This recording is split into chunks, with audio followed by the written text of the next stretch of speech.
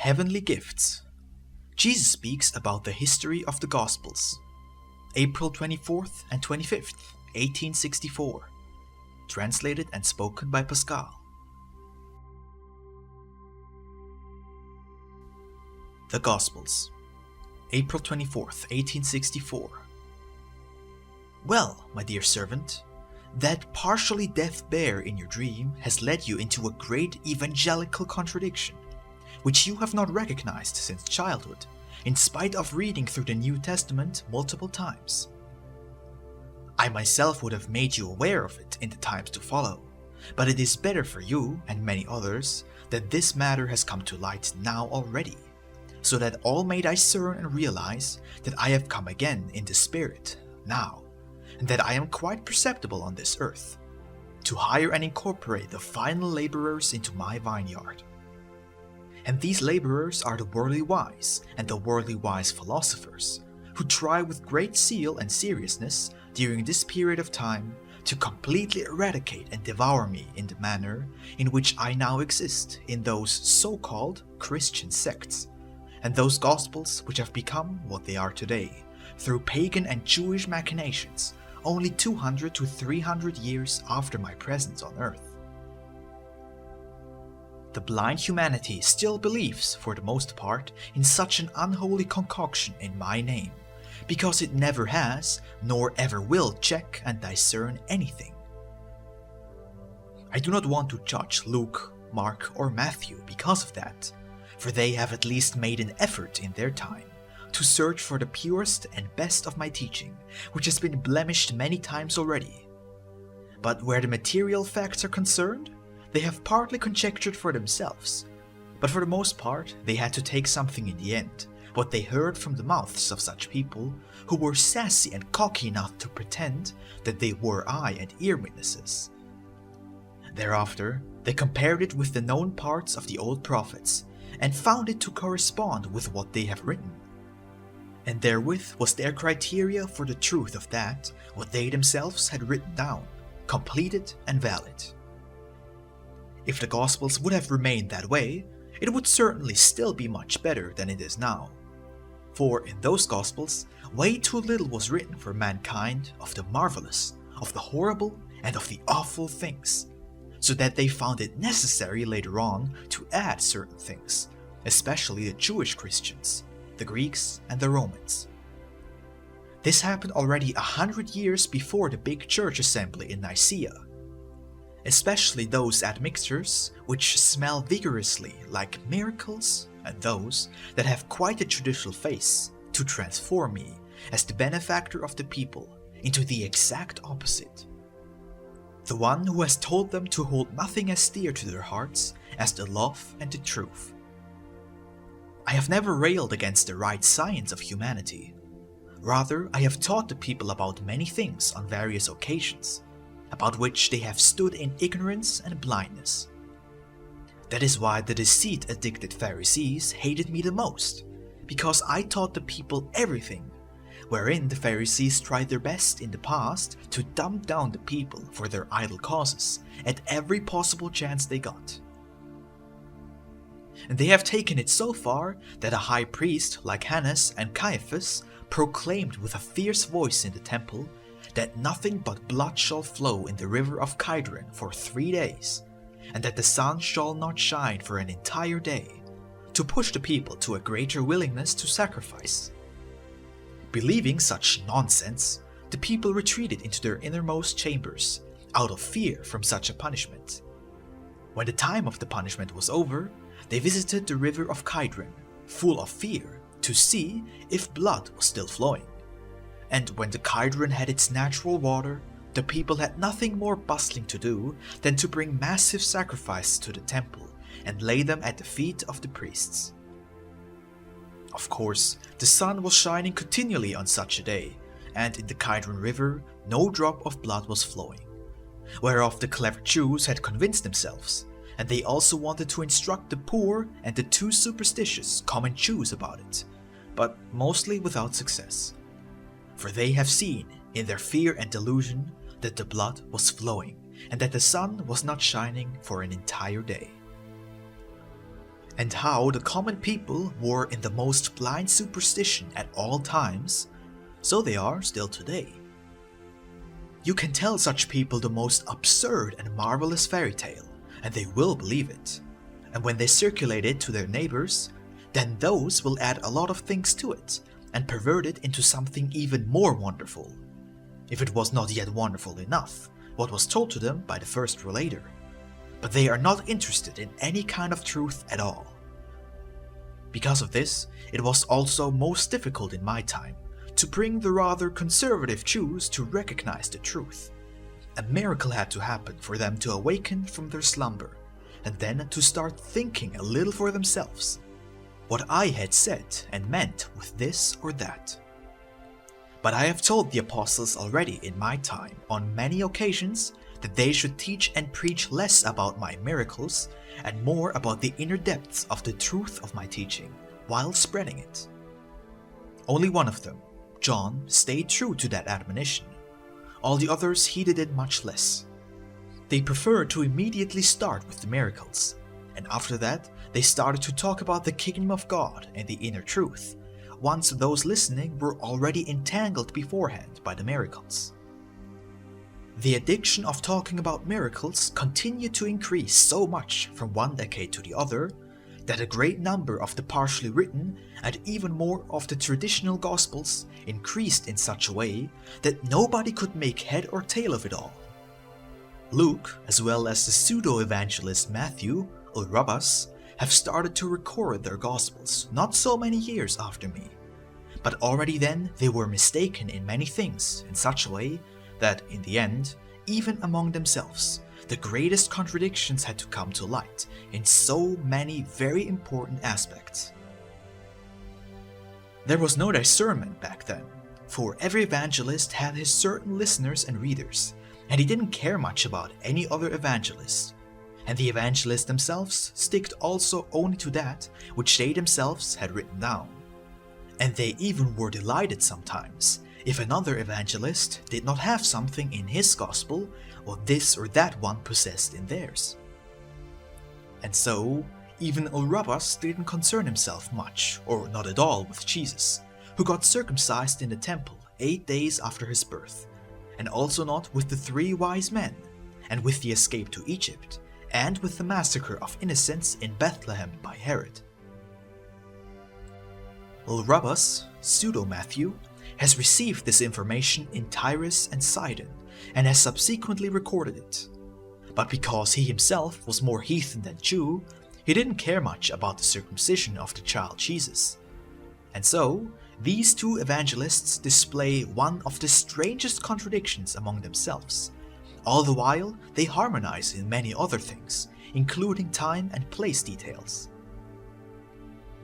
And so, according to Luke, a Jesus exists who was circumcised in complete accordance with the Jewish laws and the customs, who was born in a barn in Bethlehem, and who was only greeted by the shepherds, and who was not visited by the 3 wise men, and who didn't need to flee to Egypt, but rather comfortably returned to Nazareth, where he quietly awaited his 12th year without any persecution from Herod, and then undertaking a walking tour with his parents to Jerusalem.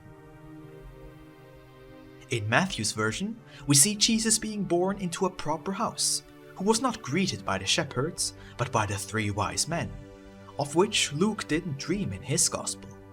Neither about the escape to Egypt, nothing about the gruesome slaughter of children in Bethlehem by Herod, and again nothing at all about the return of Jesus from Egypt to Galilee under King Archelaus.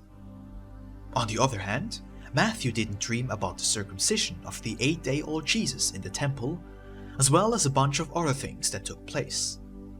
And so, according to these 2 evangelists, you now have a circumcised Jewish Christ, as well as an uncircumcised heathen Christ. With Jesus' 12th year, the 2 evangelists started to become unanimous again, except for a few minor details. Now, everybody shall ask themselves, who of the 2 evangelists has kept the truth? The answer is, actually, neither one, for they both reported only that of which they had heard themselves. Nobody dared to talk about it in Jerusalem because of fear of the excessive gruesomeness of Herod.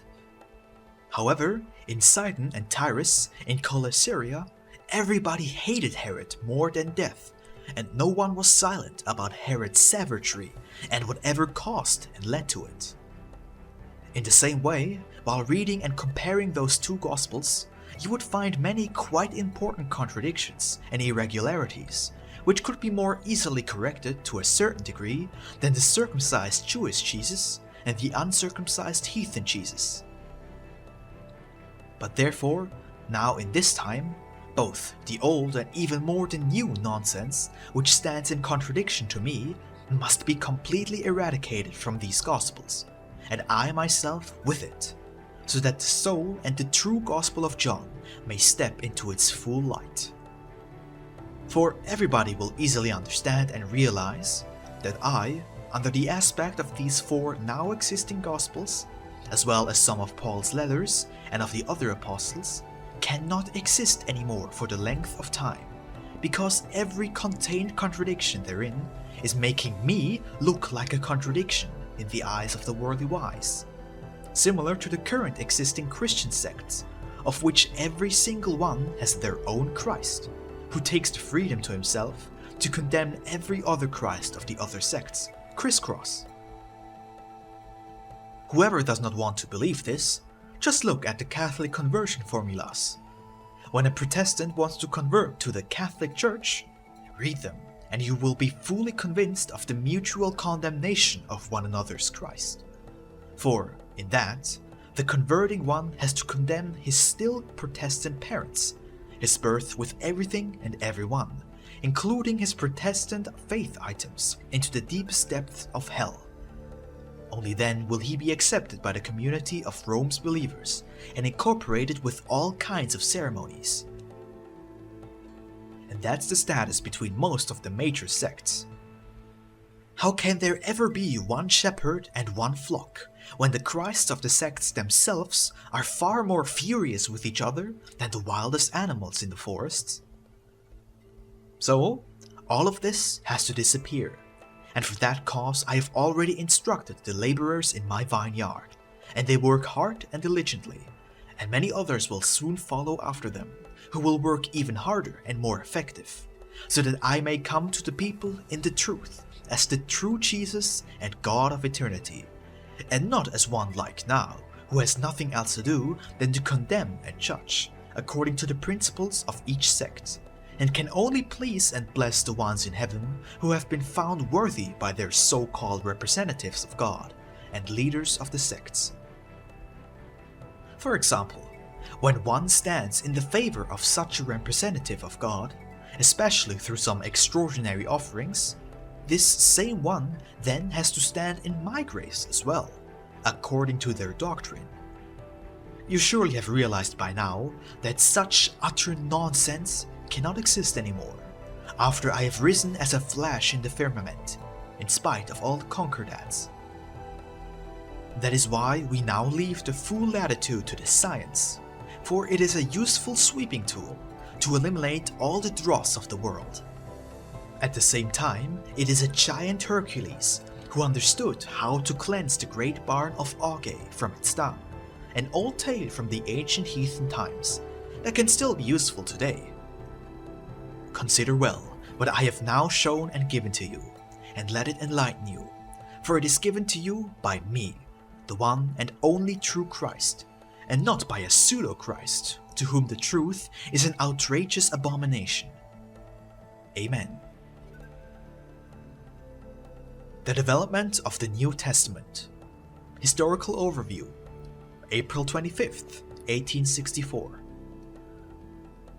I have made you aware of quite a few other small contradictions already yesterday, which are contained in the Gospels of Matthew, Luke, and Mark.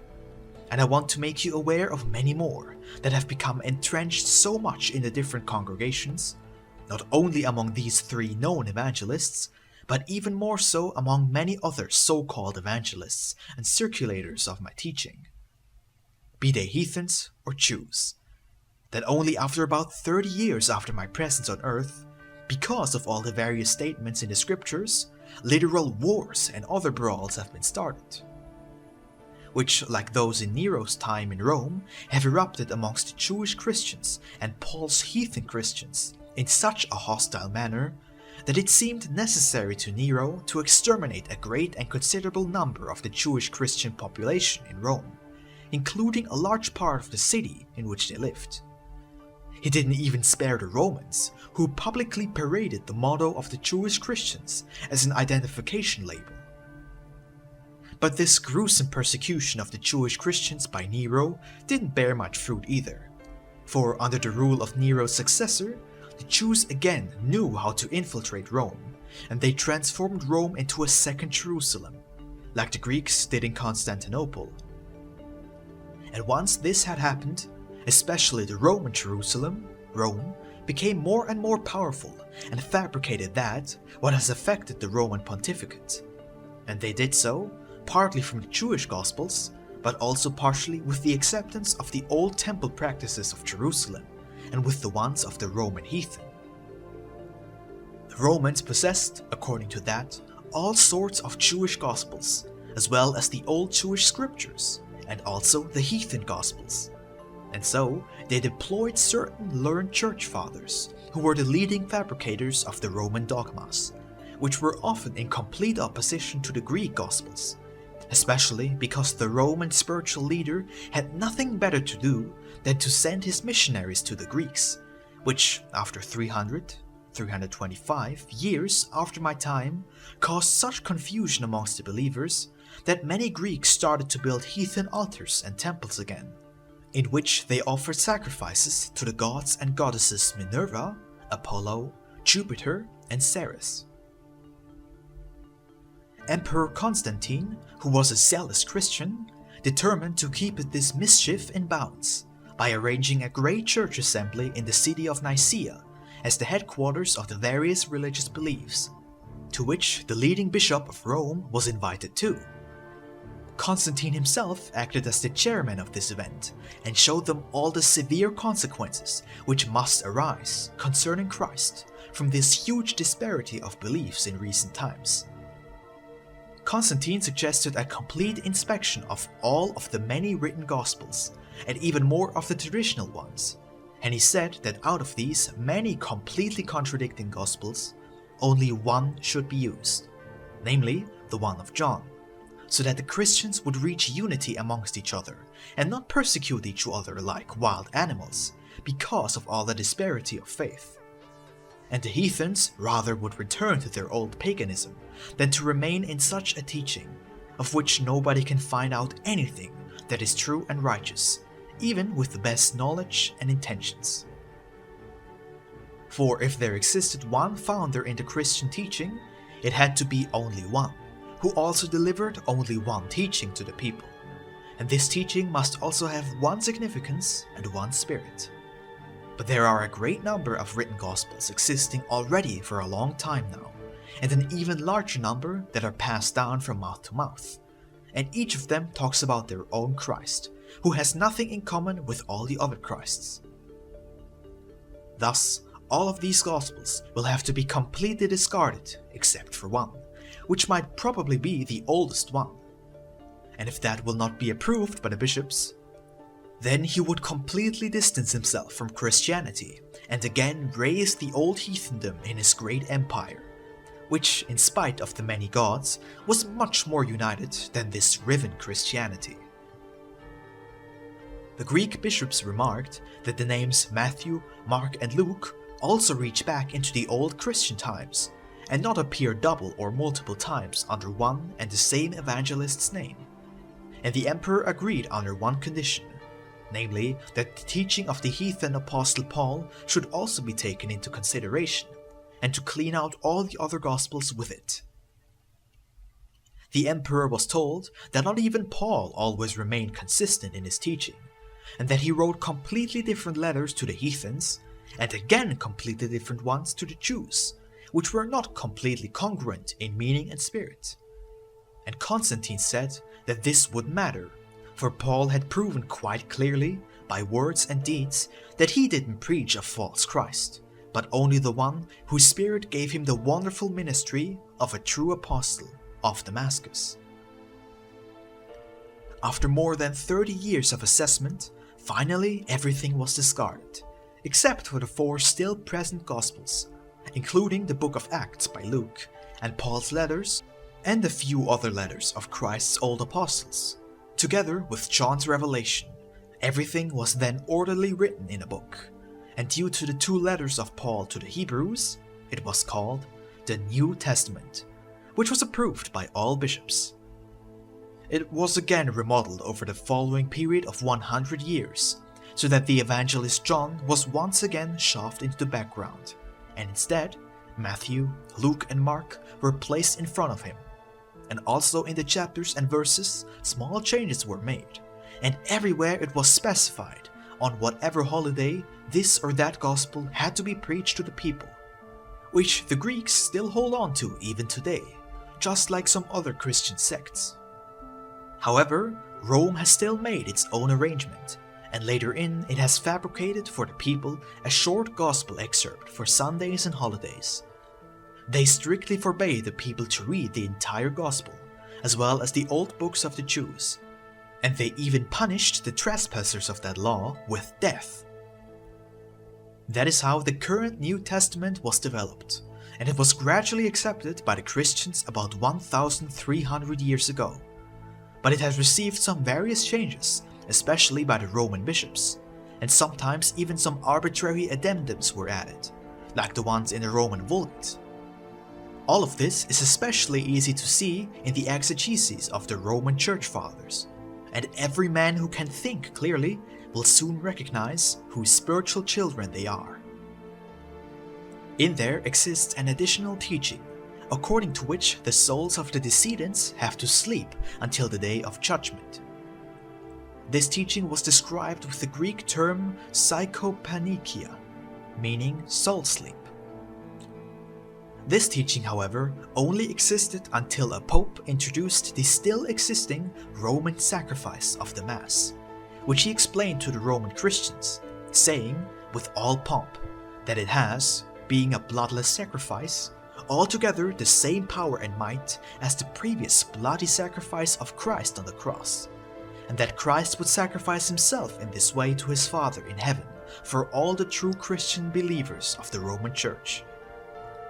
And that a correct believing Christian who would let them read such a sacrifice for his sanctification, together with the necessary performance of a small worldly offering, will then be able to be awakened by Christ immediately after the death of the body, without a long soul sleep, and be called into his eternal bliss. And if the Christian was not perfect, he could perform several such sacrifices, and so evade eternal damnation, and after a short purification in the beyond, in the so-called purgatorial fire, still enter heaven.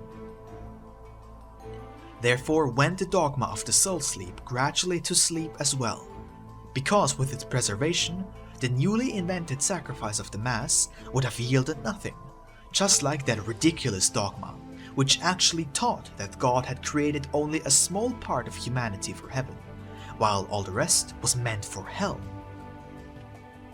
Both of these 2 foolish tenets have finally been revoked over time, but instead, the 5 well-known church commandments and several newly created sacraments have been introduced, which I don't even need to mention, since each one can easily recognize them.